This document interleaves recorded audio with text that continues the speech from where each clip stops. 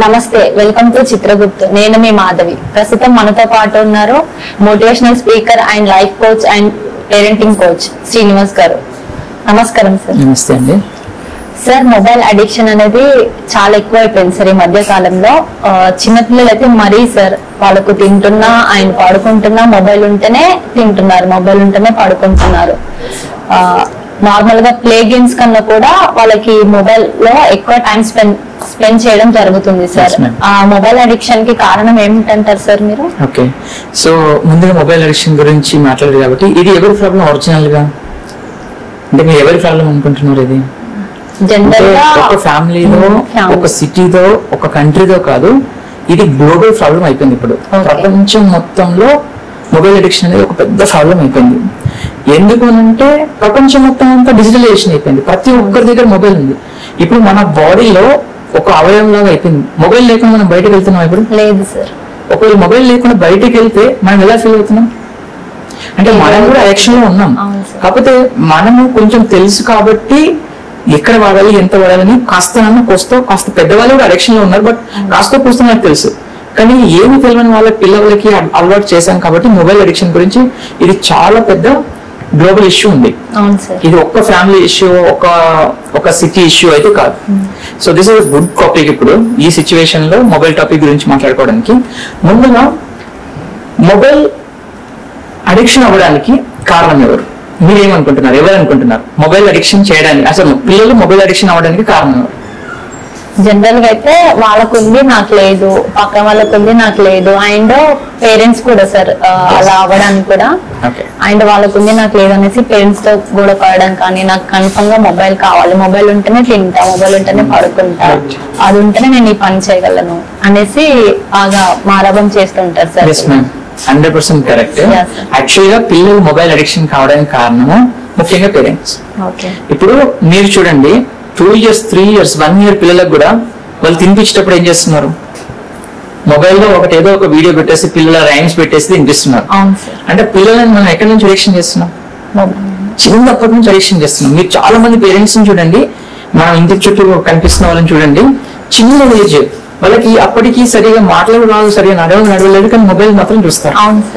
ఎందుకంటే లర్నింగ్ కూడా ఉంది, లేదనట్లేదు. కాస్త పోయమ్స్ కానీ లేకుంటే కావాల్సిన విషయాలు ఉన్నాయి, లర్నింగ్ ఉన్నాయి. కానీ ప్రతి దగ్గర పేరెంట్స్ ఏం చేస్తున్నారంటే వాళ్ళు బిజీగా ఉండడం వల్ల, వాళ్ళు టైం స్పెండ్ చేయకపోవడం వల్ల పిల్లల్ని ఒక దగ్గర కూర్చోబెట్టాలి, పిల్లల్ని కంట్రోల్ చేయాలనుకుంటున్నారు. అప్పుడు ఏం చేస్తున్నారంటే పిల్లల్ని ఒక దగ్గర కూర్చోబెట్టేసి మొబైల్ పెట్టేసి వీళ్ళ పనిలో వీళ్ళు ఎంగేజ్ అవుతున్నారు. అప్పుడు ఏమవుతుందంటే అప్పుడు మనకు బాగుంటుంది. ఆ టైంలో కాస్త పిల్లలు అక్కడే ఒక కుదురుగా కూర్చుంటున్నాడు, పిల్ల అమ్మాయో అబ్బాయో కూర్చుంటున్నారు, నేను పని చేసుకుంటున్నాను అనుకుంటాను. కానీ అది చిన్న చిన్న మొక్కగా పెరిగి ఒక వృక్షం లాగా తయారవుతుంది. అక్కడి నుంచి స్టార్ట్ అవుతుంది ప్రాబ్లం. దాని తర్వాత ఒక స్టేజ్కి వచ్చిన తర్వాత పిల్లలు 4th class 3rd class 5th class వచ్చే వరకు ఏమవుతుందంటే వాళ్ళు మొబైల్ అడిగి తీసుకుంటున్నారు, లేదా మొబైల్ పేరెంట్స్ నుంచి గుంజుకుంటున్నారు. కొంతమంది పేరెంట్స్ అయితే పిల్లలకి సపరేట్ మొబైల్స్ ఇస్తున్నారు. కొన్ని కారణాల వల్ల ఇవ్వాల్సి వస్తుంది, తప్పదు. కానీ ఆ సపరేట్ గా ఇవ్వడం వల్ల ఏమవుతుందంటే వాళ్ళు ఏం చేస్తుందో తెలియదు. ఇప్పుడు మనకు కోవిడ్ వచ్చింది. కోవిడ్ వచ్చిన తర్వాత ఆన్లైన్ క్లాసెస్ చాలా వచ్చేసినాయి. LKG నుంచి కూడా ఆన్లైన్ క్లాసెస్ లో కూర్చొని పెట్టారు. ఐడియా ఉంది మీకు? సో వాళ్ళకి అక్కడ అలవాటు చేస్తున్నాం కదా. అంటే మనము ఉపయోగించుకోవడానికి అదొక ఆయుధంలో ఉంది, కరెక్టే. ఒక కత్తిని 2 వైపులా పదునుగా ఉంటుంది కదా, ఒక సైడ్ ప్రాపర్ యూజ్ చేసుకుంటే మంచిగా ఫ్రూట్స్ కట్ చేసుకోవచ్చు, ఏదైనా కట్ చేసుకోవచ్చు, చెడుగా ఉపయోగించుకోవచ్చు అన్నట్టుంది కదా. ఇది కూడా అంతే. మొబైల్లో మీకు ఏది కావాలంటే దొరుకుతుంది మేడం. ఒకవేళ మీకు ఎడ్యుకేషన్ రిలేటెడ్ కావాలా, మీకు దొరుకుతుంది. ఇప్పుడు మొబైల్ ఎలా అంటే ఒక గురువు దగ్గరికి వెళ్ళామనుకోండి, ఆ గురువు నాలెడ్జ్ ఏది ఉందో అది మాత్రమే దొరుకుతుంది. కానీ మొబైల్లో 100 మంది గురువుల నాలెడ్జ్ ని మనం తీసుకోవచ్చు. అంటే ప్రాపర్ గా ఉపయోగించుకోగలిగేది అంటే మొబైల్ మంచిదే, కానీ దానికి అలవాటు పడిపోతున్నారు పిల్లలు. దానివల్ల ఏమవుతుందంటే అది లేకుండా ఉండలేని స్టేజ్కి వెళ్ళిపోతున్నారు. దానిలో డిఫరెంట్ కైండ్ ఆఫ్ లో కంటెంట్ ఉంటుంది. ఆ కంటెంట్ ని ప్రాపర్ గా వాడుకోకుండా మిస్యూజ్ చేసుకున్న వల్ల దానికి అడిక్షన్ అయిపోతున్నారు. ముఖ్యంగా కారణం ఏంటంటే మొబైల్ అడిక్షన్ కి కారణం ఏంటంటే ఫస్ట్ అది కలర్ఫుల్ గా ఉంటుంది, కావాల్సిన కంటెంట్ ఇస్తుంది, పిల్లలు ఏది కావాలంటే సెలెక్ట్ చేసుకునే ఆప్షన్ ఉంటుంది, దానికి అట్రాక్ట్ అవుతున్నారు. ఒక విజువలైజేషనే కాకుండా ఆడియో వీడియో అన్ని కలిసి ఉంటుంది, మ్యూజిక్ ఉంటుంది, పిల్లలు ఎంటర్టైన్ చేయడానికి ఉంటుంది. ఇక్కడ పిల్లలు అడిక్షన్ కావడానికి కారణం ఏంటంటే పేరెంట్ ప్రాపర్ గా టైం స్పెండ్ చేయకపోవడం పిల్లలతో ఒకటి. రెండోది వాళ్ళకి ఆల్టర్నేటివ్ అని ఉందా? లేదు. ఇప్పుడు న్యూక్లియర్ ఫ్యామిలీస్ అయిపోయాయి కదా, ఇప్పుడు వాళ్ళు ఒకటో ఇద్దరు కిడ్స్ ఉంటారు కదా, ఆ కిడ్స్ ఇద్దరే ఆడుకుంటే లేకపోతే ఇంకా ఆల్టర్నేటివ్ ఉంది వాళ్ళకి. కొంతమందికి మొబైల్, కొంతమందికి టీవీ, ఇవి రెండు తప్ప వాళ్ళకి ఎంటర్టైన్మెంటే లేదు. పోనీ బయటకు వదిలేస్తే బయటకు వెళ్ళి పిల్లలతో ఆడుకోవాలంటే ఎంతవరకు సేఫ్ ఉంది? ఇప్పుడు లేదు సార్. ఇంట్లో నుంచి బయటకు వెళ్ళి పిల్లలు ఆడుకోవాలంటే మనం పేరెంట్ నిలబడకపోతే పిల్లల్ని బయటకు పంపించలేని స్టేజ్ లో ఉన్నాం. అంటే సోషల్ మూవ్మెంట్ కూడా లేకుండా అయిపోయింది. సో కాబట్టి పిల్లలు దానికి ఫస్ట్ అడిక్షన్ అవడానికి కారణమైంది. రెండవది దానివల్ల నష్టాలు ఏంటి? ఒకటి, ఫస్ట్ ఆఫ్ ఆల్ కాన్స్టెంట్ గా ఒక దగ్గర కూర్చొని చూడడం వల్ల ఫిజికల్ వాళ్ళు లేజినెస్ అయిపోతున్నారు. అసలు మొబైల్ లేకుండా ఉండలేని స్టేజ్కి వెళ్ళిపోతున్నారు.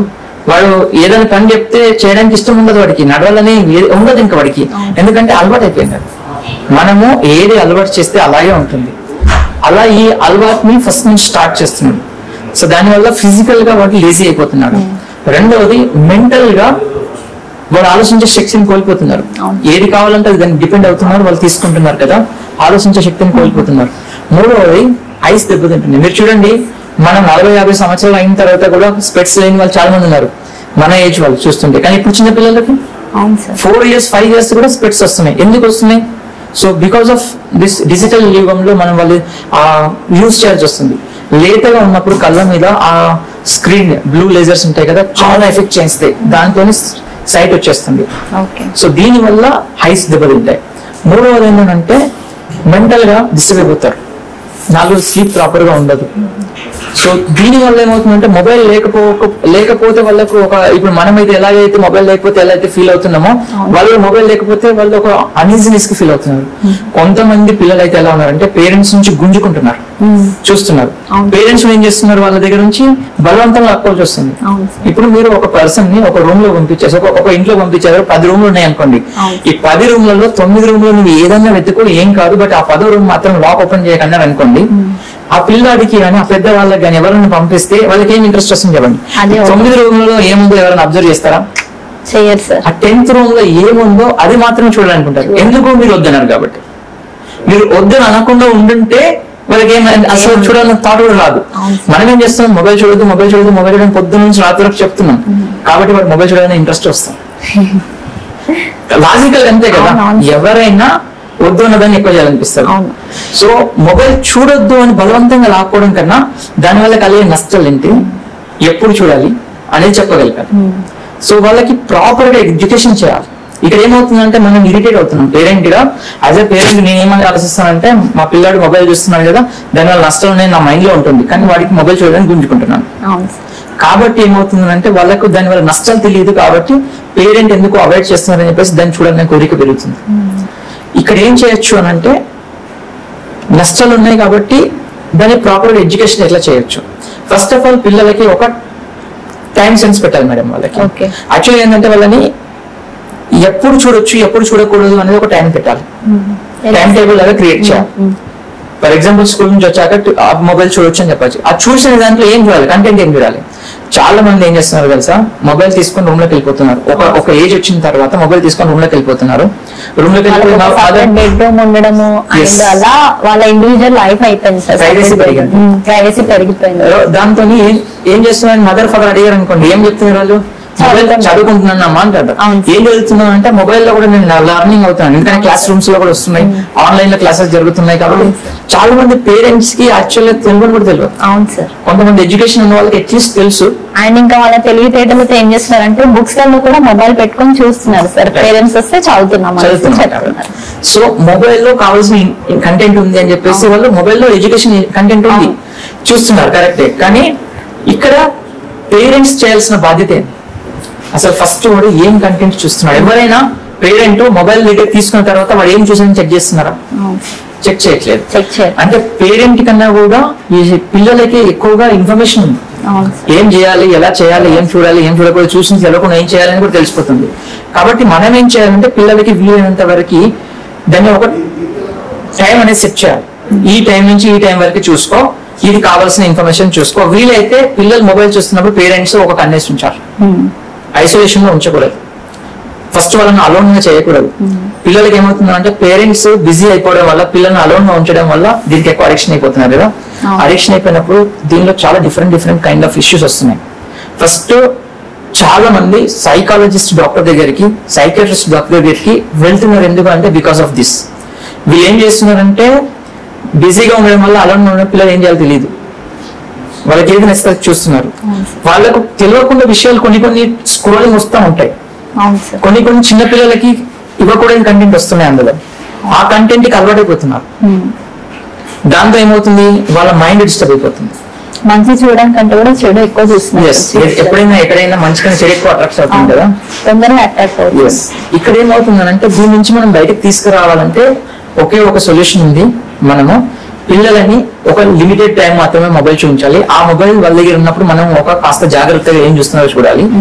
రెండవది ఆల్టర్నేట్ ఏమైనా ఉందా, మనం కొన్ని టిప్స్ ఫాలో అవ్వాలి. For example mobile no mobile zone అని ఒకటి ఇంట్లో క్రియేట్ చేయాలి. ఈ ఏరియాలో వస్తే మనం మొబైల్ వాడద్దు, అప్పుడు పేరెంట్ వాడద్దు, పిల్లలు కూడా వాడద్దు. ఒరిజినల్ గా పిల్లలు ఎవరిని ఫాలో అవుతారండి, పేరెంట్ మొబైల్ పట్టుకొని నేను మొబైల్ లో చూస్తుంటాను మొబైల్ వాడకంటే పేరెంట్స్ వింటారు, వాళ్ళు విన్నారు. సో పిల్లలు ఉన్నప్పుడు కాస్త మొబైల్ పక్కన పెట్టేసి పేరెంట్ కూడా ఎంగేజ్ అవ్వాలి. సో చాలా మంది పేరెంట్స్ జాబ్ రీత్యా ఉండొచ్చు లేదా టైం పాస్ గా ఉండొచ్చు, కానీ మొబైల్ వాళ్ళ అడిక్షన్ అయిపోతున్నారు. ఫస్ట్ మొబైల్ లేకుండా పిల్లలు వచ్చేసి నాన్న అని మాట్లాడుతుంటే వీళ్ళు మొబైల్ లో ఇన్వాల్వ్ అవుతారు. అప్పుడేమవుతుంది, పిల్లలు కూడా అలాగే అవుతున్నారు. సో ఫస్ట్ పేరెంట్ కాస్త కంట్రోల్ చేసుకోవాలి. రెండోది ఏం చేయాలి అంటే నో మొబైల్ జోన్ అని చెప్పేసి ఒక ఏరియా క్రియేట్ చేసుకోవాలి. ఫ్యామిలీ ఆహ్లాదంగా ఒక బాల్కనీ క్రియేట్ చేసుకుంటారా, ఒక బెడ్రూమ్ లో చేస్తారా, హాల్లో చేస్తారా, ఈ ఏరియాలో మనం మొబైల్ చూడకూడదు. అండ్ కొన్ని టైమ్స్ ఉంటాయి, చాలా మంది తింటూ కూడా మొబైల్ చూస్తున్నారు, పేరెంట్స్ కూడా చూస్తున్నారు. సో ఆ టైం లైన్స్ కూడా క్రియేట్ చేసుకోవాలి, ఈ టైంలో మనం మొబైల్ చూడొద్దు. మూడవది ఆల్టర్నేట్ ఏమైనా ఉందా వీళ్ళకి, ఎంటర్టైన్మెంట్. వాళ్ళకి ఇప్పుడు మొబైల్ ఎందుకు చూస్తున్నారు, బికాస్ ఆఫ్ ఎంటర్టైన్మెంట్, రైట్? వాళ్ళని ఆల్టర్నేట్ ఎంటర్టైన్మెంట్ క్రియేట్ చేసాం అనుకోండి, ఏమవుతుంది, వాళ్ళతో కలిసి షటిల్ ఆడండి, వాళ్ళతో కలిసి బయటకు తిరగండి, వాళ్ళని ఆల్టర్నేట్ గా ఎంటర్టైన్ చేయండి. సో అప్పుడు ఈ మొబైల్ అడిక్షన్ నుంచి కాస్త మనం తగ్గించవచ్చు, మెల్లమెల్లగా తగ్గించుకుంటూ రావచ్చు. ఫస్ట్ అడిక్షన్ అవ్వకుండా ఉండాలి అని అంటే ప్రికాషన్ గా మనం ఇవి ఫస్ట్ ఫాలో అవ్వాలి. అడిక్షన్ అయ్యారు, ఫస్ట్ ఏంటి, అడిక్షన్ రాకముందు మనం కొంచెం ట్రై చేయొచ్చు. అడిక్షన్ అయ్యారు, అడిక్షన్ అయినప్పుడు కూడా చాలా మంది ఏం చేస్తారంటే పిల్లల్ని కొడుతుంటారు, మొబైల్ చూడొద్దని చెప్పేసి కొడుతుంటారు, మొబైల్ రాకుంటారు. సో దీంతో ఏమైతే వాళ్ళకి ఇంట్రెస్ట్ పెరుగుతుంది. దాన్ని మెల్లిగా తగ్గించడం కోసము వాళ్ళని ఆ అడిక్షన్ నుంచి బయటకు తీసుకురావడానికి కొన్ని డాక్టర్స్ ఉన్నారు కొంతమంది, లేదా పేరెంట్ కూడా కాస్త ఇంట్రెస్ట్ పెడితే కనుక దాని నుంచి బయటకు తీసుకురావచ్చు.